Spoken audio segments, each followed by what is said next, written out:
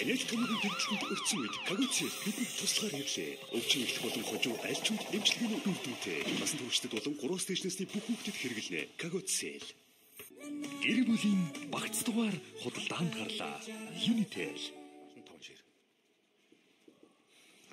За үзэгч та бүхэнд өрөмдийг хүргэе. 2018 оны 5 дугаар сарын 10-ны өдрийн пүрэв гараг Улаанбаатар хотод 18 цаг тэг 2 минут болсон. Энэ цаг мөч ТV телевизийн 1-р сувг Радио FM 103.6 дугаарт хамтарч Монгол комент нэвтрүүлгийг орон дээр эхлүүлж байна. TVS Mongolia page лайв хэлбэрт Монгол комент нэвтрүүлгийг дэлхийн өнцөг булан бүрт түгээхэд бэлэн байна. Үзэгч та бүхэн өөрсдийнхөө үзэл бодлын чөлөө тэмдэрт тавтаа мөрөлгөж өрье. Өнөөдөр яригдж байгаа гол асуудлуудыг тэргүүлэгч мэдээллийн веб хуудасуудын бичний нийтэлж байгаагаар анхаарал татсан гол халуун сэдвүүдийг товч өгөө тодорхой хүүрнэх юм бодол зорилготой байна. Олон асуудал яригдсан. Гэхдээ онцлох нь жоохон аль байв гэдгийг бид бас амхандаас орчлохыг хичээлээ. Тэргүүлэгч мэдээллийн вебсайтууд бол өнөөдөр тун завгүй үнэлтөө гэж хэлж болно. Өөрөөр хэлэх юм бол тэднийг завгүй үнжүүлэх шалтгаан нөхцөл нь энэ хууль шүүх хяналтын байгууллагатай холбоотойгоор байлаа. Монгол Улсын шүүх дүүргийн Баянзүрх Шингэлтэй скватер дүүргийн шүүх нэг өдөр нэг асуудлаар 2 удаа хуралдсан 2 өөр шийдвэр гаргаж байгааг одоо үндсэндээ баргийн шүүх бүрэлдэхүүний анхны тохиолдол болгож бүртгэж явах шиг байна. За Монгол Улсын ерөнхий сайдсан Санжинбаяр, Монгол Улсын ерөнхий сайдсан Чимдийн сайхан бэлэг нарыг одоо үргэлжлүүлэн хорих хүсэлтийг прокуророос хүргүүлсэн байсныг авч хэлцээд үргэлжлүүлэн хорих үндэслэхгүй шаардлагагүй гэдэг шийдвэрийг гаргаж суллах шийдвэр гаргаж ирсэн бол дөнгөж дөрөвхөө орж ирж байгаа одоо нэг 30-аад минутын өмнө бидэнд ирж байгаа мэдээлэл дээр бол за прокурорын зүгээс гомдол гаргаж прокурорын зүгээс суллахыг нь буруу гэж үзсэн үндслэлтэй танилцуулсан юм байна. Тэгээ прокурорын ихэмжлийг хангахаар болж дахин одоо яаралтай шүүх оролцсон гэсэн ийм мэдээлэл явлаа нийт тэргүүд. За төв талбайд нийслэл дүүргийн удирдлагуудын үйл ажиллагааг эсэргүүцсэн гэр оролтын иргэдийн майхантай чагсаал гэж юм боллоо. За мөн үүний дараагаар бас өнөөдөр Эрдэм шинжилгээний байгууллагын ажилтнууд энэ салбарыг төлөөлж байгаа үйлдвэрчний байгууллагууд нь маргааш өдрөөс эхлээд бас төр засгийн түвшин тодорхой шаардлага сануулгыг хүргүүлж жагсан гэдгээ мэдгдсэн ийм мэдээллийг бас нийтэд дуулгалаа. За нийслэлийн Монгол ардын нам эх 6 дугаар сарын 7-ны өдөр намын даргынхаа сонгох томдох намын ээлж турлаа хийх гэж байгаа. Хотын Монгол ардын нам. За энэ хуралтай холбоотойгоор хэд хэдэн ус төрсөн мэдээллүүд бас нийгэмд цахим сүлжээнд нэлээд идэвхтэй явж ирсэн. За энэ асуудал дээр холбогдоод байсан нэг хэрхэн бас өнөөдөр тодорхой тайлбараа албан ёсныхоо цахим хуудасаар нийтэд түгээсэн байна лээ. Энэ бол Монгол ардын намын ерөнхий нарийн бичгийн дарга амар баясгалан байлаа. Амар баясгалан дарга бол нийслэлийн намын дарга болох гэж байгаа гинэ гэдэг ийм мессеж мэдээлэлд бол албан ёсны тодорхой хариултыг нь өгчих шиг болсон. За хот дүүргийн хэмжээнд яригдж байгаа олон асуудлууд, хөдөө орон нутгийн хэмжээнд явагдаж байгаа олон зүйлсүүд, за олон улсын түвшинд яригдж байгаа анхаарал татсан сонир сэдвүүдийг өнөөдрийн Монгол комент ерөнхийдөө хүндэндөө олон улсын ч юу аах вэ? Монголоос гадагшаа гардаг үндсэндээ ганц урсгалын солонгос байдаг. За энэ орнолоо чиглэж байгаа виз мэдүүлж байгаа асуудал маань өөрөө бас нэлээд ноцтой болчихж маш удаан твцсэн гэж солонгосын элчин сайдын манай мэргэжлийн байгууллагууд маш удаан хугацаанд бас энэ алдаа дутагдлаа засчих болов гэдэг байдал дээр монголчуудад уг нь бол их уужуухан хандж ирсэн гэж байна. Үнэхээр нөхцөл байдал хүндэрчжээ гэдгийг мэдээлж нийтэд бас хэвлэлийн урал зарлаад танилцуулчих шиг боллоо. Энэ өдөр мэдээллийн хөтөлбөрийг өнөөдөр бас үзэгч та үзэх юм бол их хариун байгаа. Олон сэдвүүд хөндөгдсөн байгаа. Олон асуудлуудыг бидний зугас дурдаад байгаа олон сэдвүүдийг дэлгэрүүлж тодорхой их сурвалжтай материалыг энэ өдөр мэдээллийн хөтөлбөр 19:30 минутын өнөөдрийн гол мэдээлгээрээ хүргэнэ гэдгийг бас нэвтрүүлгийнхэнд онцолж байна. За андад нэмчмээр оршил сонь сайхан дуулсан юм юу вэ нөхөө? За өнөөдөр нөгөө багш нар маань бас жагсаал цуглаана зохион байгууллаа. Боловсролын яамны удаадсан чиглэлөө нөхцөл байдлыг нэлээд нааштайгаар авч үзээч гэдэг ийм шаардлагуудаас хүргүүлсэн байна лээ. За энэ асуудлыг одоо маргааш манад ярилцлаганд орё гэдэг ийм хүсэлтээ ирүүлсэн. За тэр улсуудын төлөөлөл нэмээ тийм. Тэр улсуудын төлөөлөл. За тэгээд түрүү солонгостой холбоотой асуудал яригдсан. Зүгээр нэг зухас мэдээлэл дурдахад 4 сард гэхэд 400-аас 500 хуурамч материал солонгосын элчин дээр очсон байна. 400-аас 500 хүний. Тэгээд ийм хуурамч материал хэрэг өгөх юм бол 1 жилээс эхлүүлээд бүх насан туршид нь виз өгөхгүй байх. Ийм хариуцлагын тогтолцоо бий болгоно гэдэг ийм зүйлийг хэлж байлээ л дээ. Мэдээллийн хөтөлбөрөөр илүү тодорхой дэлгэрэнгүй гарах. Сурагчдын амралтын хувьар бас гараад ирчихсэн байна лээ. За зарим нэг мэдээлэл зүгээр сайтууд дээр гарч байгаа юугаар бол захим орчинд үлдчихэж байгаа гэмт хэрэг одоо хуурч мэхлэж гэрээс нь гаргаж ирж дээрэмддэг ийм байдал руу бас шилжсэн байна гэсэн мэдээлэл явж байна. За өөрөө хэлж байгаа асуудалтай орох уу та тий. Ярих сэдв ихтэй байна өнөөдөр. За Монгол комментэд нэгцгээе. За өнөөдрийн голлох мэдээллийг Арслан цэгийн сайтаас онцлоё. Эс Баяр сайхан бэлэг нарыг суллаа гэсэн галчхан дор энэ мэдээллийг 18 оны 5 дугаар сарын 10-ны өдөр буюу өнөө өдрийн 15 цагийн орчимд оруулжээ. Баянзүрх Чингэлтэй Сүхбаатар дүүргийн эрүүгийн хэргийн анхан шатны шүүхэд ерөнхий сайд Дасан Баяр сайхан бэлэг нарыг үргэлжлүүлэн хорих прокурорын саналыг өнөөдөр хэлцлээ. Их сурвалжуудын хэлж байгаагаар шүүхээс Баяр сайхан бэлэг нарыг батлан даалтад гаргах шийдвэрийг гаргасан. Тэднийг шүүхийн шийдвэр гүйцэтгэх ерөнхий газрын харьяа 20461-р ангид саатуулж байгаа. Авилгатай хүмүүс гадраас Баяр сайхан бэлэг нарыг оюутлын гэрээний асуудлаар 4 дугаар сарын 10-ны өдөр сэжигтнээр баривчилсан. Энэ шийдвэрийг прокурорын байгууллагаас үргэлжлүүлэн 30 хоног 20 гэсэн хүсэлтийг Баянзүрх Чингэлтэй Сүхбаатар дүүргийн шүүхэд гаргасан байт юм байна. За шүүх бүрэлдэхүүн энэ асуудлыг авч хэлцээд бол одоо үргэлжлүүлэн хорих шаардлага алга Баяр сайхан бэлэг нарыг батлан даалтад гаргаж шалгая гэсэн ийм шийдвэрийг гаргаад өмгөөлөгчд нь 16 цагийн үед буюу 4 цагийн орчимд өдрийн 4 цагийн орчимд 20461 дугаар ангийн гадаа очсон байна. Үйлчлүүлэгчтэй сулдуулж авахар буюу Баяр сайхан бэлэг нарыг сулдуулахаар очсон юм байна. За ингээд яг энэ үед нь зэрэгцээд Инфо Монгол цэгийн сайт дээр дараагийн материал гарч ирнэ. Инфо Монгол ямар материалыг хүндэтгийг гэхээр сайхан бэлэг Баяр нарыг суллахыг прокурор эсэргүүцсэн мэдээлэл өгчдөг. Баянзүрх Сүхбаатар Чингэлтэй дүүргийн эрүүгийн хэргийн анхан шатны шүүхээс гаргасан Баяр сайхан бэлэг нарыг гадуур байцаа гэдэг энэ шүүхийн шийдвэрийг прокурорын байгууллагаас хүлээн зөвшөөрөхгүй. Энэ усуудыг бол саатуулан шалгах ийм үндсэлтэй гэдэг үндслүүдийг гаргаад шүүхт өгчдөг юм байна. За ингээд өдөр 15 цагийн үед суллах нь тодорхой болцсон байсан асуудал 15 цагаас хойш дахиж авч хэлцгээр болоод дараагаар нь яасан нөхөр зэрэг Гогов цэгийн сайт дээр дараагийн мэдээлэл гарч ирдэг. Одоос 12 минутын өмнө 17 цаг 15 минутын үед орсон мэдээлэл юм байна. Баяр сайхан бэлэг Бадрал нарыг цагдан хорих хугацааг 1 сараар сунгалаа гэдэг. За ингээд гаргаж ирсэн усуудаа буцаага хийчдэг. Ямар үндэслэлийг прокурор тавьсан? Яагаад шүүх гаргацсан шийдвэрээ тэр дорн буцааж засаж байгаа юм? Ямар хурдан хугацаанд шүүх бүрэлдэхүүн хилцэж хуралдаж юу? Ядаж одоо гаргасан шийдвэр юу гэдэг энэ прокурорын нэхэмжлэлийн тэр хангахдахгүй тохиолдолд энэ чинь судлах хуулийн хугацаа байдаг юм байна л. Тэр хугацаа энэ болоог байхад ямар хөө нөхцөл байдал үүсв энэ төргээд олон талаас нь юу гэдэг тэр хуулийн гаргалгааг хуульч мэрэгчлээ улсууд тайлбарлаад захимд бичиж дээ л. Ялангуяа Твиттерд бол энэ өнөөдөр Баянзүрх Чингэлтэй Сүхбаатар дүүргийн шүүхээс гарсан энэ шийдвэртэй холбоотойгоор бол нэлээд их тийм улс төрчин ангайстай нөхцөл байдлууд яригдж байна. За зүгээр ерөнхийдөө гадна масс харагдаж байгаа хандлага юу гэсэн гэхээр зэрэг энэ эрхмүүдийг яг өнөөдөр яг одоо гаргаад ирсэн бол олон нийтийн сэтгэлгээ бол хүлээж авах бэлэн биш байлаа гэдэг ийм зүйлийн тайлбар явж байна. Одоо дахиад нэг 30 хоног саатуулсны дараагаар суллахад бол асуудал намжигдсан байх нь бараг ерөнхийдөө энэ улсуудыг монголчууд өрөвдөх тэр хэлбэр дээр ирсэн байна. Хүлээн зөвшөөрөх хандлага дээр ирсэн байна гэдэг тийм тооцоо. Өөрөөр хэлэх юм бол энэ шүүх бүрэлдэхүүн оюутлогын гэрээ ашигтай ашиггүй хийгдсэн гэдэг асуудал ярихгүй байна. Дубайд үзэглэгдсэн тэр нэмж өөрчилсөн тэр гэрээ сайжирсан муудажирсан гэдэг асуудлыг ярихгүй байна. Өнгөрсөн энэ хугацаанд гэхэд Баяраас ганцхан удаа байцаалт авсан байх юм. Сайхан бэлгээс авахд аваач хөө ингээд нөхцөл байдал үндслүүдийг нь ярихад энэ бол зүгээр л нэг тийм улс төржсөн ийм хандлагаар явж байгаа юм байна. Массын сэтгэлгээг нэг удаа харгалж байгаа төдий ийм одоо өөрөөр хэлэх юм бол гал унтрааж байна л гэдэг л ийм хандлага байна л. Юу өнөөдөр гаргаад ирэх гэсэн чинь олон нийт хүлээж авахд их хэвгүй байсан. Тэгэнгүүт нь одоо ингээд ярилцаад ийм шийдвэр хүрлээ гэдэг ийм нөхцөл байдал. Гэвтэл одоо яаж яах гэсэн чинь Баяр ерөнхий сайдсан Баяр болоод ерөнхий сайдсан сайхан бэлэг аль альнийх нь эрүүл мэндийн нөхцөл байдал хүндэрж байгаа гэсэн. За сайхан бэлгийн хувьд бол эрүүл мэндийн нөхцөл байдал бол хэд хэдэн ийм ноцтой үр дагаврууд ажиглагдж эхэлсэн гэдэг эрүүл мэндийн байгууллагаас тайлбар явж ирлээ.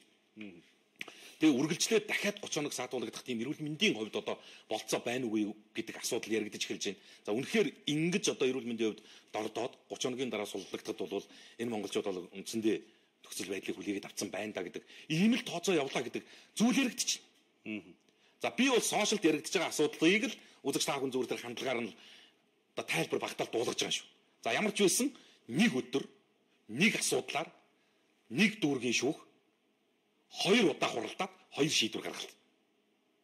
Хамгийн сонирхолтой. Маш богино хугацаанд. За энэ бол ёстой нөгөө юу гэдэг нөгөө шүүх засаглал тунгалагжж байгаа төгөлдөрч байгаагийн эхлэл юм байна гэж харагдаж байна. Иргэний асуудлуудыг энэ аж ахуй нэгж байгууллагуудтай холбоотой асуудлуудыг бас иймэрхүү хурд маневраар шийддэг бол Монголын шүүх бүрэлдэхүүнтэй бол ярих юм байхгүй болжээ гэдэг ийм үнэлгээг бол олон нийт өгч байна. Одоо тэгээд энэ хэрэг асуудал агуулгаасаа халиад явчлаа шүү дээ. Шүүх яав гэдэг тийм хандлага руу ороо явчихж байна. За ийм нэг мэдээллийг гөөгөө сэрүүлдэг юм а. За өнөөдрийн хамгийн ноцтой асуудал энэ байна. Нийслэлийн нийгмийн даатгалын газрын энэ цахим хаягн дээр байж байна. Хуурамч битгүү баримтын хохирогчсон Солонгост ажиллах хүсэлтэд загалуус болж байна. Энэ хараа нэг сарын дотор 400-аас 500 иргэн Солонгос гарахаар виз мэдүүлэхдээ хуурамч бичиг баримт бүрдүүлсэн байна. Энэ бол бүр асар өндөр тоо юм биш. За энийг бол бас энэ хуулийн галтын байгууллагын одоо юу гэдэг цагдаа хуулийн галтын байгууллагад өгөөд ингээд холбогдох хууль журмынхаа дагуу шалгаж байгаа судалж байгаа гэсэн ийм тайлбарыг бас энэ нийгмийн даатгалын мэрэгчлэнүүд ажилтнууд өгж байна. Гэхдээ иргэдээ бид нар бие биеэ жоохон хайрладаг, хамгаалдаг, нэг нэгэндээ нэмэр болдог ийм баймаар байна. Үгүй ядчил гай болдгоо юмэр. Нэг сарын дотор 500 иргэн визнийхээ материалыг хуурамчаар мэдүүлэхээр яадгүй гэхээр Солонгосын элчин сайдын яам үнэнчээр визэ мэдүүлж байгаа 50000 иргэн таалт тавьдаг байхгүй юу? Монголчууд ер нь барьцгүй. Наадвал чинь сайн шалга. Асуудалтай шүү надад. 500-600 эднэр чинь визний материал хуурамчаар өгдөө шүү. Гээд одоо зөвхөн энэ Монголоос Солонгос руу явхаар виз мэдүүлж байгаа иргэдэд зориулсан журам гаргалаа шүү. Эхний удаад энэ тохиолдол дээр 1-8 жилийн хугацаатай хориг тавьж байгаа. Виз мэдүүлэх хэрэггүй болгочих. Давтан энэ зүйлийг давтан үйлдэхээр оролдох юм бол бүх насаар нь тухайн улсын Монгол улсын тэр иргэнд Солонгос улсын хэл 100% хаалттай байна шүү гэдэг ийм журам гаргалаа. Болохгүй бол болохгүй шүү дээ. Зөвмөр ингэж бичиг баримтыг хуурамчаар хүртэл бүрдүүлэн барин ийм нөхцөл байдалд хүрж идэг, ийм үр дагавар авчирж идэг. Тэгээд эн чинь нэг одоо өнөөдөр тэр нэг сэргэлэн гэж өөрсдөө ойлгоод байгаа л да. Түц машины лавдгааг хүртэл хуурамчаар үлдсэн байна. Ерөөсөө л одоо тэр Солонгосын виз мэдүүлэхэд ямар бичиг баримт хэрэгтэй байдгийг яг монголчууд бүгдийг нь хуурамчаар хийсэн байна. Тэгээ эн чинь бол зүгээр мөрөөрөө бас ёстой нөгөө юу гэдэг амьдрал ахуйгаа өөдөн татчи гэрээ контрактаар нь гарчий гэдэг ингээд бодож байгаа олон залуучуудын өмнө амар том нүх ухлаа. Яаж ингэж бие биендээ ингэж муугаад ингээд тавьдгийг одоо энэ Монголд байж байгаа амьдрал ахуйгаа харал та зүмөрөө. Тэгээ би л болж ивэл гэдэг бодлоор бити хандалтай. Бүгдээрээ л хүсэж байгаа шүү дээ. Бүгдээрээ л тэр Солонгос орнд очих гэсэн ядаж чадах нь нэг жил чадахгүй 3 сар чултах нь ажиллаад ирэхээс ингээд төрийн хувийнгүй бүгд л зүтгэдэг шүү. Одоо энийг нуу гарга байхгүй шүү дээ. Дээрээс нь энэ төр засагч өдөр болгон тарих угаалт явуулж байна. Өдөр болгон сар болгон гаргаж ирж байгаа бидний дундаж цалин өссөн гэж мэдээлж байна. Монгол улсын жирийн иргэдийн сарын дундаж цалин сая төгрөгнөөс давчлаа гэж тарих угааж байна. Одоо зүгээр угаахгүй бүр савндаж боогдож угааж байна.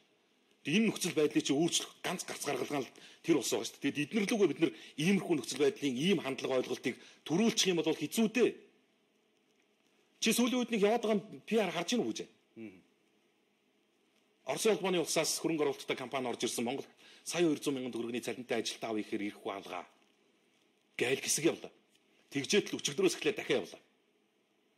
Барилгын компани дээр өдрийн 50 мянган төгрөгийн цалинтай 3 хоолтой оройтул унааны мөнгө нэмж өгье гэд ингээ өдрийн 50 мянган төгрөгийн цалинтай гэд ингээ залуучууд бүртгэхээр зэрэг ирдэг хүн алгаа гээл дахиад тарих уу. Болилт байна. Улаан цагаан пүүжээ өтөрөөр дамжаад ихэд барилгын дотор засал хийдэг залуучууд гэд ингээ баригэд болж ирээд өдрийн 25 мянган төгрөгөөр баярлаад ажиллаа хийж шít. Хоногийн 50 мянган төгрөгийн цалинтай ажлыг чинь би ч хий. Яах гэж ингэж муухай тарих уу гэж. Эсвэл ямар хүрээнд тэр зав чи яваад.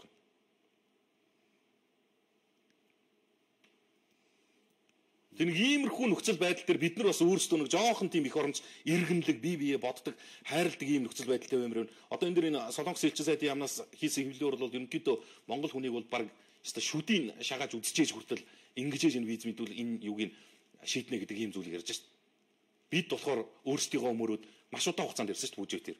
Солонгосын виз мэдүүлсэн 10 иргэний нэг нь л виз нь гарч ийн гэн 9 нь буцаж ийн гинэ. Үлдсэн 9 нь хий дэмий хураамж төлж ийн. Баахан материал орчуулуулсны зардал гаргаж ийн гэд. Ингээд ах юм бол энэ чинь буцаас аргагүй юм шүү дээ. Одоо бол тэр нөхцөл байдлыг өмөрөх хамгаалах ямар ч арга байхгүй болчихсон. Энийний дараа бид юу гэж хамгаалах юм бэ? Гэхдээ тэгэл Солонгос явах гэхэлэр зэрэг дансанд нь байршуулах барьцааны мөнгө нь байхгүй. Тэгээ авж байгаа цалин нөгөө нэг барьцаанд нь хүрдэггүй. Тэгэхээр л хуурамчаар одоо нөгөө нийгмийн даатгалаа нэг 500 мянган төгрөгийн цалин тавуулгаж бичээл явж байгаа л хэлбэрлэлтэй ч. Тэгвэл зөвхөн нийгмийн даатгал биш. Чи энэ дээр ингээ үзэх юм бүгдийг нь хурамчаар гэсэн бэл. Ерөөс зөвхөн нийгмийн даатгал биш. Яаж энэ муу юмдаа төгсөрчдгийг тэгээ манайхан ч юусоо. Чи хараа түүц машины лавлагааг, хорооны тодорхойлтыг, цагдаагийн бичгийг ерөөс бүгдийг одоо тэр элчинд мэдүүлдэг бүх хүч баримтыг зөвхөн өнгөрөх 4-р сард гэхэд 400-аас 500 өргөн хурамч хүч баримт бүрдүүлж өгсөн. Элчин сайдын яамны зүгээс хурамч хүч баримтаар виз мэдүүлсэн иргэдийн дахин виз мэдүүлэх эрхийг хамгийн багадаа 1 жил цаашлбал хугацаагүйгээр хаана хурамч хүч баримтыг үлдэж өгсөн этгээдийг бол шууд хугацаагүйгээр виз мэдүүлэх эрхийг нь хаснаа гэж. Би сенсацтад нэг сүр болоод орилоод байгаа юм биш. Энэ төртөө улсын хуультай байгууллага ярьж байгаа юм. Бидний шиг биш байхгүй юу? Солонгос улсад бол хууль хатуу мөрдөгддөг юм аа. Тэгээ ингэж би энийг нэг 400 иргэн 500 иргэн те 40 мянга 50 мянган иргэнийхээ амьдралыг ингэж шороотоо утгаж байгааг бол би бас л хүлээн зөвшөөрмөөргүй юм байл. За хэд хэдэн үйл явдлыг сэрүүлчих. Чухал цэгмээ сайт өнөөдөр майхантай чигссныг онцолсон. Нийслэлийн засаг бөгөөд Улаанбаатар хотын захирагч Батуулдоос гэр ороолтын дахин төлөвлөлтийг үргэлжлүүлэхийг шаардаад гэр хороолол хөдөлгөөнөөс Сүхбаатарын талбайд иргэд чагсаалт зохион байгуулсан. Энд оролцогчид бол 100 гаруй майхан барьж эсэргүүцлээ илэрхийлсэн. Гэр ороолтын дахин төлөвлөлт хийгдэж байгаа нийслэлийн 5 дүүргийн иргэд энэхүү майхантай чагсаалт оролцож байгаа гэж байна. Өөрөөр хэлэх юм бол иргэд газаргүй дахин төлөвлөлтөнд нэрийн дор хохироод байргүй одоо Монголын иргэдэд бол майхант амьдрах ийм ганцхан боломж үлдлээ шүү гэдэг агуулгыг харуулах гэж гिचээсэн юм байна. Гэтэл эргээд манай хот дүүргийн удирдлагууд тавьж байгаа шаардлага санаачлагыг нь зөв буруу юу бид юун дээр алдаж байна аль асуудал дээр ард иргэдтэйгээ хамтрах нэгдэж болох юм байна гэдэг асуудлыг ярихаас өмнө ямар муухай хөрөнгөжөө жагсаал вэ? Гэр ороолтын иргэдийг хэн аргасан санхүүжүүлээд байна? Яаж 100 майхан авч өнтер гэдэг ийм тооцоо бидэнтэй яриа суугаад байна. Энэ бэлтгэлцсандаа энэ иргэд очиж майхантаа жагсаж байгаа юм уу? Та нар шиг буудан дээр жагсаагүй шүү дээ. Иймэрхүү нөхцөл байдлыг бас нэг жоохон бас нэгэн дарга удирдлагууд эрхэм тэлтнэнгүүд нэг жоохон ажил гэдэг талаас нь аваад харж болдгүй юм байна. За энэний араас өнөөдөр микрочод жагссан. Энийг бас түрүүн хэлэх гэж байгаа мартсан байл. Нийслэлийн тээврийн газар болоод нийслэлийн төв захиргааны байгууллага хангар дөрөвдний урд микро автобусны жолооч нар жагссан. Нийслэлийн тээврийн газрын байцаагч нар өчигдөр микроны жолооч нарын үнэмлэхийг хураан авсан. Энэ жагсаалт 200 гаруй иргэ оролцсон. Одоогор бол 150 микрын жолоочийн үнэмлэхийг хураагаад авсан юм байна. Ер нь бол нийслэл нийтийн тээвэрт микро явуулахгүй гэдэг шийдвэрийг гаргачих. Анхандаа бол хотын төвөөр явуулахгүй гэдэг ингээд шахсаар энэ чинь нэг цөөхөн юм байгаа юм л микро. Ундаг унаагаар нь ялгсан. Тэдээс хэдэн оны өмнө үйлдвэрлэгдсэн бол болохгүй гэдэг стандарт тавьсан. Бүх зүйлийг нь тэр шаардлагын дагуу хэрэгжүүлээд яг микротой холбоотой гардаг гомдол санал бол ер нь зэгцэрсэн шүү дээ. Хоёрдугаарт нь аль нийтийн тээврийнхээ ямар үйлчлэгийг сонгоод үйлчлүүлэх үү гэдэг чинь өөрөө иргэний эрх болсон байхгүй юу? Яг микро эд байсан үе шиг хүчээр суудаг тийм хандлага байхгүй болсон. Нийтийн тээврийн том оврын автобуснуудынхаа явж байгаа нөхцөл байдал хандлагыг нь бодороо хот дүүргийн удирдлагуудаа ямар их хил ам таталж байна. Ямар цаг нараар явж байна. Жохон оройтсон эсвэл өглөө эрт ажилтаа улсуудын хүл залгуулж байгаа энэ 150 микро л вэ штэ. За энэ залуучууд өнөөдөр тэгээд нийслэлийн нийтийн тээврийн газар хот дүүргийн удирдлагуудад албан шаардлагаа хөрвүүллээ. Үнэмлэхнүүдийг хураагаад авсан юм байна. Ер нь бол микрыг явуулахгүй гэж байгаа юм байна. Бусд зүйлээрээ бас гой сайхан байж болно гэдэг ийм асуудал агуулгаар зүйлийг ярьж байгаа мэдээ мэн их сурвалж байсан. За Icon цэгмээ сайт шинжлэх ухааны салбарын ажилтнууд маргааш нас тэмцэл эхлүүлнэ гэдэг мэдээллийг онцоллоо. За энэ өдөрт яваад байгаа тэмцэл жагсаалт хөдөлгөөнүүд Монголын үйлдвэрчний эвлэлийн байгууллагын санаачлах дэмжлэг оролцоотойгоор явж байгаа. За харин маргааш чигсах гээд байгаа шинжлэх ухааны салбарын ажилтнууд болохоор Монголын үйлдвэрчний эвлэлийг зэмлсэн, шүүмжилсэн ийм асуудлыг ярьсан бэл. Үйлдвэрчний байгууллага их уухгүй, өнхөөгүй. Уухгүй тэмцэх ёстой. Тавьсан асуудал 2017-аас 18 оны хүрээнд шийдэгдэх байсан. Одоо 18 оны хагас нь өнгөрчлөө. Үр дүн гардаггүй. Ганцхан зүйлийг хэлэх юм аа үйлдвэрчний байгууллага судалж гин гэж. Наа судалгаа чи хизээ дуусах юм бэ гэдгийг энэ эрдэмчлэгээний байгууллагын ажилтнууд нэгчээ. Бичсэн байлаа шүү. Шинжлэх ухааны байгууллагуудын үйлдвэрчний эвлэлийн нэгдсэн орооны зүгээс Монголын үйлдвэрчний эвлэлийн холбоо 200 мянга гаруй гишүүнээс татвар авч санхүүжиж яваагийн хувьд үндсэн асуудлыг хурцхан тавих хэрэгтэй. Тиймээс Монголын үйлдвэрчний эвлэлийн холбооны зүгээс асуудлыг судлан гэхийн оронд хөдөлмөрийн хамтын маргаан үүсгэж ажил хаях асуудлаар завсарлах байсан юм а гэж үзэж. үйлдвэрчний хэвлэлийг хэлж шít. Асуудлыг судлан гэхийн оронд гэж. Тэгээ одоо ерөөсө бүх салбарт нэг юм болчихлоо шүү дээ. Ямарваа нэгэн асуудал хүндхээр судлъя л гэдэг. Эмч зөвлөгчд цалингааны мөлийг бас судлъя. Багш нар цалингааны мөлийг судлъя. Эрдэмтэд цалин нийгмийн асуудлыг яри судлъя. Тэгээ хэсэг хугацааны дараа судалгаа чинь дуусч ийн нөхөр одоо яг эд судалж ийн. Дахиад хэдэн сарын дараа гараад ирнэ. Яасан бэ гэхээр судлаа дууссан одоо тайлангаа дүнгээ нэгтгэж ийн. Одоо хөдөлмөрийн хамтаа саналаа нэгтгэж ийн гэд ингэ байж идэг юм. Чи судлах асуудал байхгүй шүү дээ. 250 мянган төгрөг 350 мянган төгрөг үнэхээр нэг сарын өрхийн амьдралд хүрхүүгүй юу гэдгийг ч одоо юунд нь судалдаг юм бэ? Энэ мэдээлэл Icon цэгмэн дээр байлаа. За өчигдрийн нэг гол асуудал нөгөө пүүжи өчигдөр яг нэвтрүүлэг дондор ярьсан. Шуурхаа мэдээ орж ирээд тэр чинь нэг 6 цаг 30-40 минутын үед байхаа тий. Ямар ч байсан нэвтрүүлэг нэлээд өндөрлөгч талдаа орцсон явж исэн. Тэгсэн Нямдор цайтыг авилгатай тэмцэх юу тагнуулын ерөнхий газраас дуудаад саатуулаад юу саатуулах яах вэ? Дуудаад байцаалт авч байгаа гэсэн ийм зүйл яригдсан. Гэхдээ эхлээд сошиалд явсан мэдээлэл болохоор Нямдор цайтыг хууль зүйн дотоод хэргийн сайтыг гэрчээр дуудсан гинэ гэдэг асуудал явж исэн чинь араас нь төд удалгүй нэг цагийн дараагаар яасан нөхөр сэжигтэн гэдэг ингээд дутсан мэдүүлэг авахар шаардсан гэдэг ийм зүйл явсан. За өнөөдөр iNews email сайт энэ мэдээллийг сэрүүлсэн байсан. Нямдор цайд бол мэдүүлэг өгөхөөс татгалзсан гэж. Очих нь очсон юм байна. Тагнуул ерөнхий газраас дуудах нь дуудсан юм байна. Тэгээ 2-7 хоногийн өмнө цацагдсан сэтгүүлчдийг тагнасан чагнасан асуудалтай холбоотой гэж. Энэний захиалагч нь бол хууль зүйн сайд нямдарж байсан гэсэн асуудлаар прокурорын байгууллага тагнуулын ерөнхий газар одоо ажлын хэсэг гаргаж ажиллаж байгаа.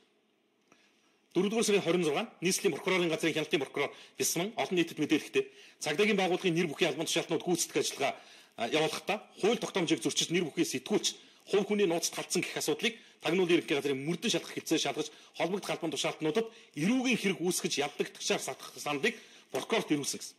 За одоо бол тэр албан тушаалтнуудад эрүү үүсгэсэн гэж байгаа. Тэр сэтгүүлчийг тагнасан цагдаа нарт эрүү үүсгэсэн гэж. Тэгээ энийг захиалсан хүн болохоор Нямдорж гээд тагнуулын ерөнхий газраас дуудсан чинь сайд бол нэг л зүйлийг хэлсэн байсан. Сүүлийн үед миний аммыг барих гэсэн башир арга хэрэгсгэтэрлээ. Энэндээ одоо хууль зүйн салбарыг ирэхгүй хууль зүйн салбарыг толгойлж байгаа тулдаа тогтож байна. Эндээ Монголын хууль хяналтын бүх байгууллагыг ашиглаж оролцуулж эхэллээ. Монголын хуульд Монголын одоо прокурорд юу гэдэг нэг эмэгтэй дунд туруу өгчөөд мэдүүлэг өгөхгүй гараад явж болдог байхад би яагаад болдгүй юм бэ гэж өөрөөр хэлбэл нөө булхан гэдэг эмэгтэйтэй барьцаж эхэлж байгаа. Тэгээ энэ юу болох нь мэдэхгүй зүгээр яава гэдгийг бид бас мэдчихийг л хүсэж байгаа юм л дууг нь. Үний юм уу хотлаа юм уу гэдгийг нь ядаж мэдмээр шүү дээ. За энэ мэдээлэл iNews дээр гарч ирдэг. За өнөөдөр бас их ноцтой асуудал болсон. Тэгээд иргэдийн асуулт хайхрамжгүй хайнга байдлаас болж байгаа юм да. Ньюс юм байна. Шатгууныг устан андуураад халуун тоогонд хийснээс түлэгдсэн. Тэгээд биеийнхээ 80% түлэгдсэн энэ иргэний асуудал яригдж салбарын сайдаар нь шуурга арга хэмжээ аваад орон нутгаас бол яалтаа Улаанбаатар хотод авчирхаар болж байгаа гэж байна. Нислэг тэрэг гаргах гэж байгаа шүү. Голтой аймгийн цогцсомд гэж байна. Өчигдөр шөнө 36 настай иргэн бензинийг устан андуураад халуун тоогоор хийсний улмаас их хэмжээгээр хордож биеийнх нь 80% түлэгдсэн. Аргагүй л тоогоор бензин хийж хэрсэн 8 болно л доо. Яагаад ийм ахын хүрээнд ингээд энэ галзуухтай ойрхон тийм савтай бензин байлгаж ийдгийг одоо мөн одоо юу гэвдэ тий 36 настай хүн л ийм том алдаа гаргаж ирэхээр л одоо хүүхдүүд бол тэгээд энэ галын аюулаас хол байна гэдэг хэцүү юм байна. За ямар ч байсан тэр иргэний биеийн байдал их тун хүнд байгаа гэсэн салбарын сайд бол Улаанбаатар руу авчирхаар боллоо гэдэг ийм мэдээлэл байна. За гол нэг иймэрхүү сэдвүүд байгаа. За пүүжиг сэтгэлээ уншаад зэгслээд ирэх юм бол надад бас ярих асуудлууд байгаа шүү. За сэтгэл дуулгая. За орой минь нэг нь хорьсон болж нөгөө нь хоригдсон болж эцэст нь чийтгэл арга хэмжээ авсан нэртэй жүжиг тоглоод байхаар чин залуучууд нь хүртэл хуурамч материал бүрдүүлж болов энэ тамийн тоогоноос гарыг гэж бодохоос өөр яах вэ гэсэн байна. Баттуул майхан тараагаад мөнгөтэй л байна да гэсэн байна. Пүүжээ сая яг зөв хэлсэн шүү. 500 мянган төгрөгийн цалин төгөн яаж 5 саяыг байршуулж чадах юм бэ? Тийм болохоор л ингэ байлгүй дээ. Энэ мөн солонгосын элчинс бол за цаашаа шүүлсэн. За монголчуудын бие биенээ хайрлах хүнлэг сэтгэл алдагдсан шүү дээ. Тэгвэл автобусаа олигтойхон явуулмаар юмаа гэсэн байна.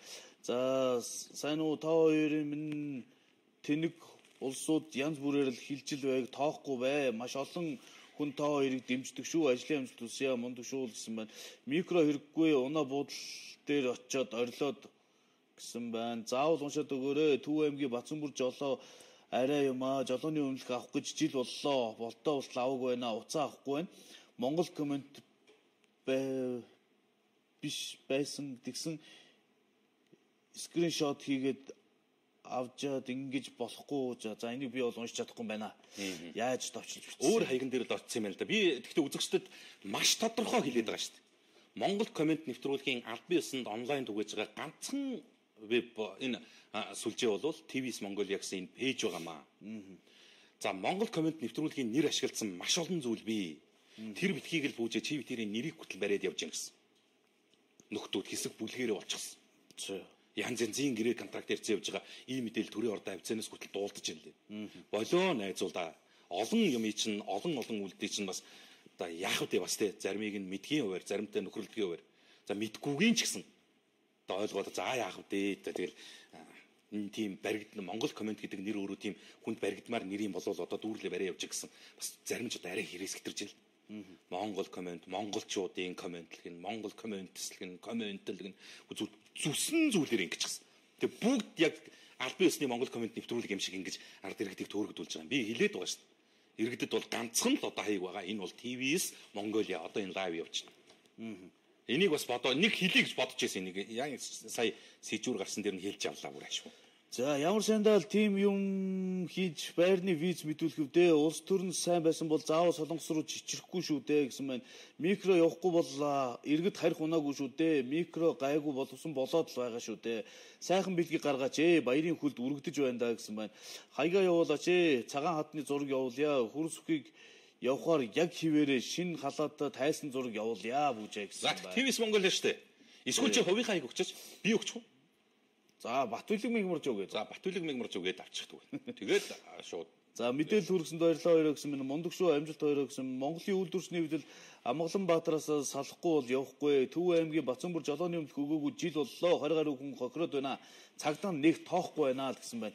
Микро автобус төгс унаа мөн үү? Зодхон олгүй хэдэн хүмүүс залуус үйлчлэгээ үзүүлдэг тэдэнд хин хяналт тавьдгийн замын цагдаа нарын бизнес шүү дээ. За байна уу ээж цогтой байна гэсэн байна. 56 дуус сургууль анги бүрээс 1 сая хурааж авлаа. Энэ сургууль 95 ангитай юм байна. Нийт 95 сая төгрөг хашаа барих хэмжээний үүнийг сайдаас асууж өгнө үү? Зөвшөөрсөн юм гинлээ л гэсэн байна. Монгол төрийн хууль хүртэл гаргасан шийдвэрээс ухарч буцсан явдал харагдаж эхэллээ. Нэг л биш ээ л гэж байна. Микро автобус төгс унаа биш шүү дээ л мөн үү л гэсэн төрний сэтгэл байна. За юу уучилж өршөөх вэ? Өвдөж барьлаа гэж худлаа баашлаа. Тэдэнд хумсалж хураасан их мөнгө байгаа штэ. Тэрийг ард түмэнд өгвөл шорон цоохгүй байж болно. Түүнээс биш зүгээр нэг өршөөгдөн гэж байхгүй. Ард түмэн ийм хүлцэнгүй байж болохгүй. Идүүлсэн мөнгө авах хэрэгтэй гэсэн байна. Тэр явуулахгүй байгаа микрүүдээ унаа явдаггүй толгоотож явуулаад өгөөч л гэсэн байна. Барилга дээр 50,000-аар ажилуулах талаар худлаа 7 хоног ажилуулад мөнгийг нь өгөхгүй арга энэ барилгын салбарын мөлжлөг шүү гэсэн байна.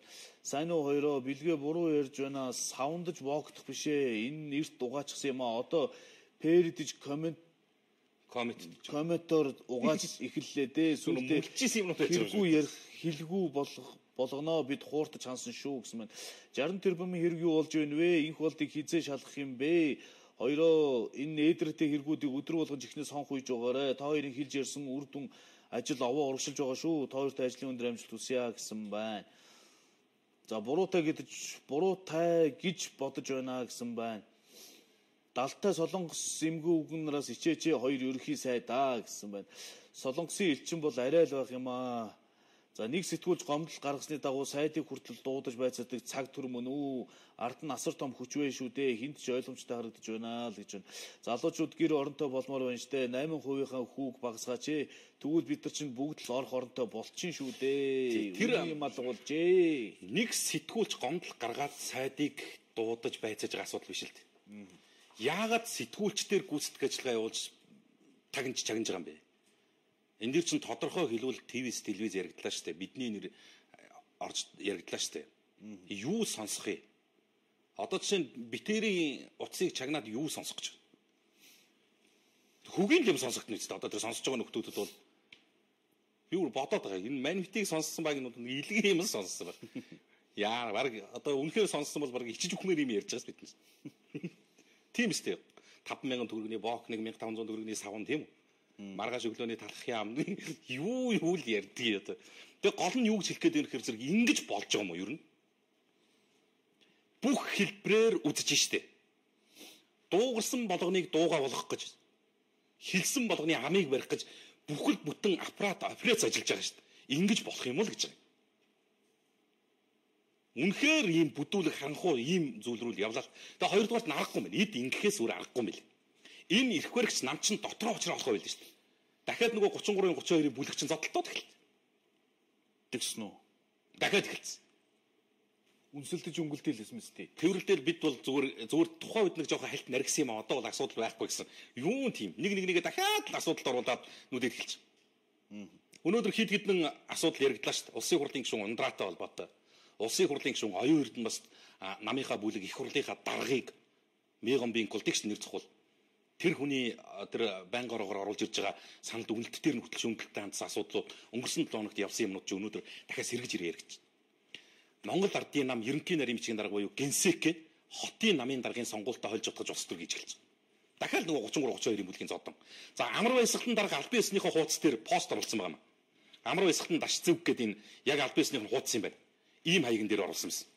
Сайн байцгаана уу? Сүүлийн үед нийслэлийн Монгол Ардын намын баг хурал болох гэж байгаатай холбоотойгоор над руу хэд хэдэн сэтгүүлч холбогдож нийслэлийн намын даргаад өрсөлдөх гэж байгаа юм уу? Сошиалор ийм мэдээлэл яваад байх юм гэж асуулаа. Монгол Ардын намын 28 дугаар их хурлаас байгуулагдсан баг хурлын гишүүд надад итгэл хүлээлгэж намын ерөнхий нарийн бичгийн даргаар 2 дахь удаага сонгосон. Энэ бол миний хувьд нэр төрийн хэрэг бөгөөд энэ итгэлийг зүтгэлээр хариулахаар зорин ажиллаж байгаа.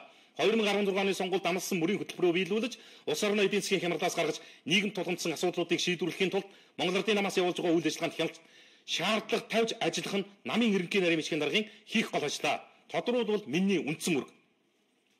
Мөн энэ цаг үед Монгол Ардын намын бодлого шинжилтийн ажил эдгэрнж байна. Монгол Ардын намын 28 дугаар их хурлаас сонгогдсон намын шинэ удирдлага шинжилэл хөгжлийн хөтөлбөр боловсруулахаар ажиллаж байгаа. Бид намынхаа бодлого боловсруулах чадварыг сайжруулах, гишүүдийнхээ улс төрийн мэдлэг боловсролыг дээшлүүлэх талаар олон ажил эхлүүлээд эд явж байна. Энэ үйл ажиллагааг өдөртөн чиглүүлэх нь ерөнхий нарийн бичгийн дарга миний гол үүрэг. Энэ үүрэг хариуцлагаас зүгтаах бодол надад алга.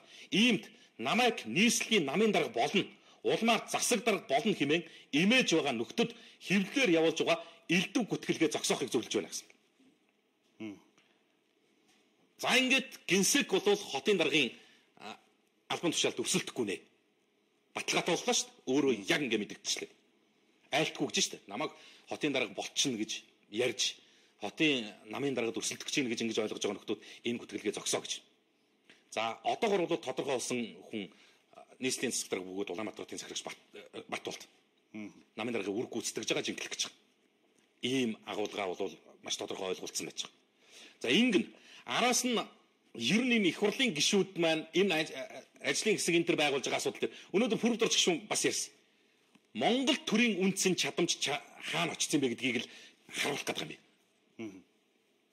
Өдөр болгон энэ мэтийн зүйлийг нь үзүүлэх гэж бодож байгаа. Манай энэ өдөр мэдээллийн хөтөлбөр гаргана 1930 минутаас энэ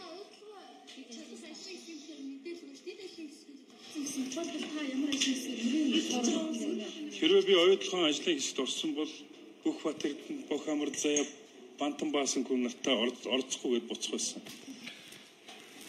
За ийм товчхон хариулт. Оюутлын ажлын хэсэгт орооч гэсэн бол яах байсан бэ гэсэн пүрэв дорч гишүүн хэлж байгаа.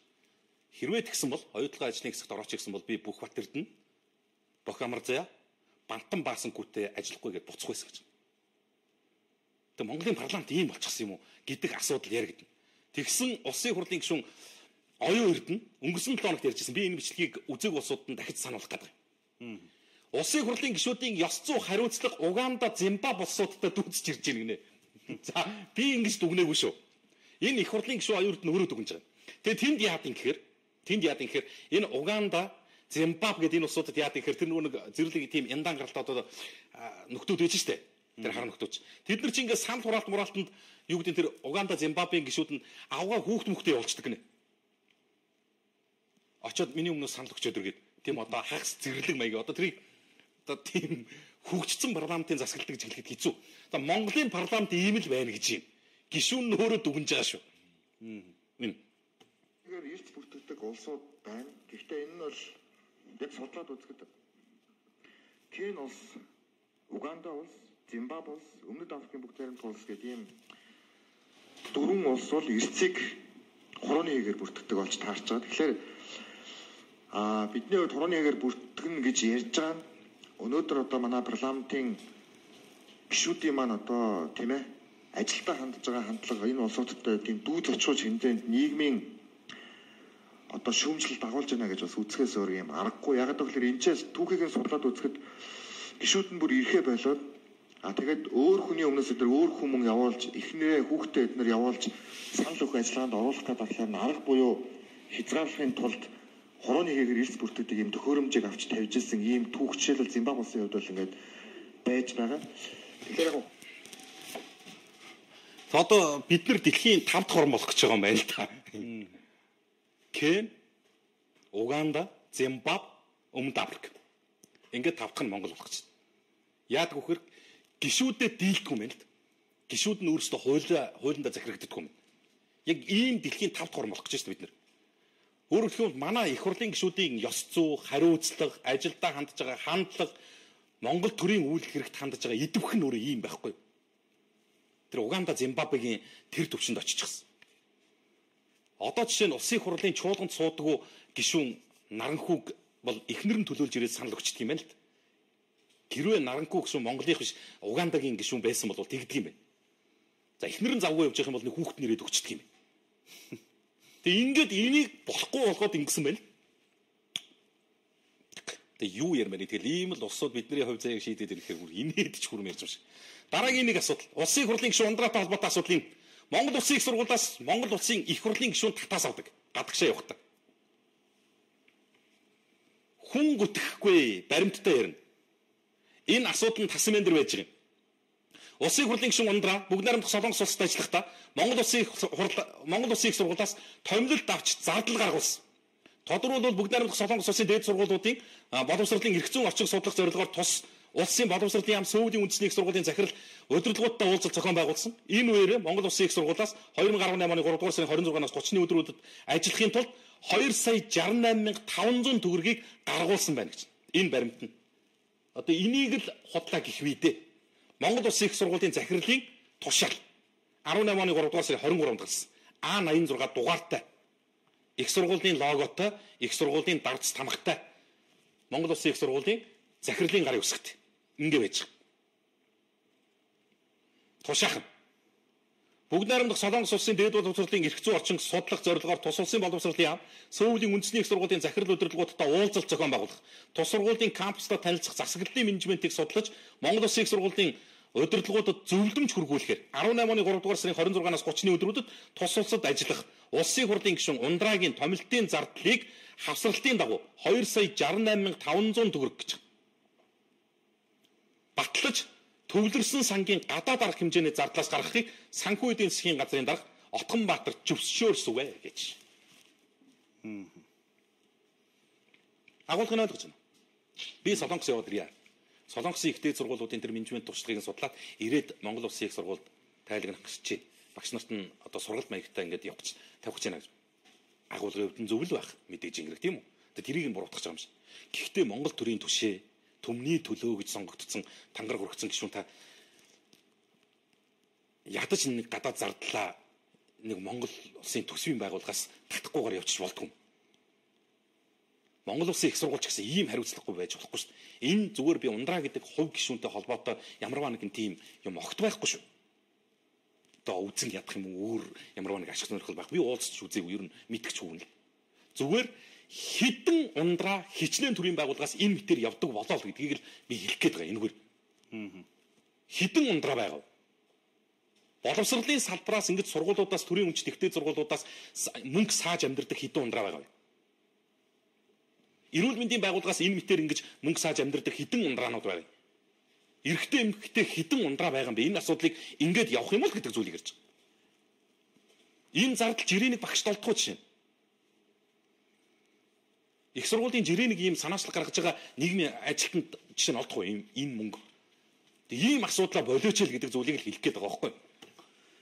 Зардлаа өөрснөө гаргах гээд хүүхэд багчууд оюуханы тамирчид урлаг спортын чинь тэгэл явж чадахгүй үлддэг шээ. Зөндөн хүн үлдэж штэ. Ийм байх юм аа бас. Тэгээд энэ чинь одоо томилтын зарлал гэдэг хэд хэдэн газараас ийм хүү юм авчиж байгаа юм байлгүй тийм бодвол. Мэдхгүй одоо би энийг ёстой мэдгүй. Би бол ганц л юмыг ойлгож байгаа. Энэ зүгээр нэг 100 ундраа бол байгаа. Бүх салбарт ингээ паразит шиг шигдсэн. Нэг л их тийм их хурлын гишүүн, нэг л их яамны газрын дарга, нэг л их одоо агентлагийн тэргүүнд энэ баахан захирлуудтай болдог шүү дээ манайх чинь. Энэ төрийн өмчтөө бүх компани 5-6 захиралт. Тэр болгоно ингээд энэ төсвийнхөө байгууллага руу ингээд паразит шиг шимтсэн. 260 мянган төгрөгөөр жишээ нь Монгол Улсын их сургууль багш нараа чадвархжуулах сургалт авсан болвол жишээ нь чинь 2 хоногийн сургалт үлхэн зохион байгуулж байна. Дугуй зааландаа сая төгрөгөөр бол амар юм хийн үсттэй энэ чинь. 2 өдөр хийчихнэ үст. 2 сая төгрөгөөр чинь. За сэтгэл уншаа. Энэ бүгнээр Солонгос улсын визний асуудлыг зэгцлээсээ виз мэдүүлэх гэж номер авахд 50-аас 100 мянган төгрөг болж байна гэсэн байна. За энэ хүмүүс яагаад пүүжийг юм уншиж чадахгүй байна гэдэг юм бэ? Пүүжээ уншиж чадахгүй дээ биш шүү дээ. Битсэн юм нь тийм ээдрээтэй байгаа шүү дээ. Дээхэн пүүжийг байхгүй хойно бэлгээ хэлсэн шүү дээ. Хэцүү юм байна гэж. Гэхдээ үнэн хэцүү юм билээ. Монголчуудын тархийг угааж болох хувь хүний үзэл бодлыг угааж чадахгүй хүчтэй тэмцэх хэрэгтэй төр дугаалаа өөрсдөө гэсэн байна. За Солонгосоос үзэж байна. Дэмждэг шүү та хоёрт ажлын амжилт хүсье гэсэн байна. Наа цагдаагийнхан ч худлаа шүржигнэж байдаг да. Арн дандаа улс төрчид юм чинь жирийн иргэдийг болохоор сүртэй аргагүй шалгадаг мөрлөө өөртөө болохоор хэдхэн хоног хоригдоход элдв хангаа өвчин ярддаг шүү дээ. Хууль бүхэн тэгш үйлчлэх ёстой. Баяр болон цайхан бэлгэнэрийг эргүүлээд хорих шийдвэр гаргасан шүү дээ гэсэн байна. Гаргасан. За миний бодлоор Солонгос явах гэж өхөн хаттан зүтгэж хуурамч юм хийж хэрэгтэн болж явахаар талбай дээр гарч ягсаад нийгмийн өөрчлөлмөр байна шүү дээ. Залуусаа гэсэн байна. Хил ярианд хөгжсөн хүмүүс улсын хурд байдаг юм уу хаашаа юм бэ гэж байна. Худал хуурмаг арай дэндлээ засахгүй бол улс орон сүрлээ итгэх хүн алгаа гэж байна. Заавал уншаад өгөөрэй. Миний сэтгэлийг уншсан хүмүүс цааш нь түгээгээд хэлээд өгөөрэй. 2020 онд манан болохгүй болтол сонголт хийгээрэй. Өмнөх балгийн дараа балаанууд нь баллуурдах гэж байдгийг бид 2012 оноос 16 оны сонгуулиор үзлээ гарлаа. Монголчууд ариун түүхтэй улс бид ичгэвтер түүхтэй болох учиргүй гэсэн байна. За тэмцэж босох хэрэгтэй байна да гэж байна. Амжилт хүсье. Шудраг улсын төлөө метршгүй цуцшгүй зогсоороо амжилт гэсэн байна. Хүүхдүүдийн амралтыг өвөл баг амрааж хавар эрт тарах хавар эд ажлын үе юм засгийн газарт уламжилж өгнө үл гэсэн байна. За эхлээд завтаа байгаа ажил төрөл хийгээг байгаа залуусаа нэгдэж тэмцээл гэсэн байна. Энэ төрлийн өмчөөс хөгшөд болон хөгжлийн бэрхшээлтэй иргэдийг түрээсийн байранд оруулсан одоо тэгтэл ганц сар унжиж төлбөрөө өглөө гэд байр сул гэх юм аа. Гэрэн дээр 1 сар унжиж 2 сараар нь төлөөл нийлүүлж өгч болно гэсэн байдаг юм байна лээ штэ. Цаан чин боломжтой болцоотой хүн зөндөөл байна гэх юм аа л гэсэн байна. Аюун зэгцэлж юу? За бол. Найруулагч тохиог өгсөн шүү бүжээ. За. Сүүлийн үедхөө реклам нэмэгдчихжээ. Болчлоо гэж. 18 цаг 44 минутад Монгол комент өндөрлөх болсон юм байна. Олон асуудал үлдлээ дээ. Би угнаас үзэгчдэд дуулгыг хэрэгтэй болов гэж бодож байсан хит хитэн гол мэдээллүүдэд дуулгаж амжсангүй. За яг бай. Маргааш гээд дахиад өдөр байж байгаа. Бидэнд хилэлцэх цаг хугацаа боломж олцоо бол зөндөө бий. Үрдэн үзэх нь чухал байгаа. Өнөөдөр бидэнтэй хамт байж яригдсан хэлэгдсэн олон асуудал мэрэгэн санаа бодлоо илгээсэн үзэгч та бүхэнд баярлалаа. Маргаашийн Монгол комент үзэгч та бүхэнд захидлын гэдэг өдрөөр хүрх хуваартай байгаа учраас би энэ дээр ирсэн Монгол орны өнцөг болон бүрээ саялагдсан захидлуудыг маргаашийн нэвтрүүлгийн төлхөө хугацаанд нь үзэгч та бүхэнд дуулгана гэдгийг хэлье. За тэгээд өөрийгөө хэлье таг. За. Монгол комментэд нэгдэцгээе.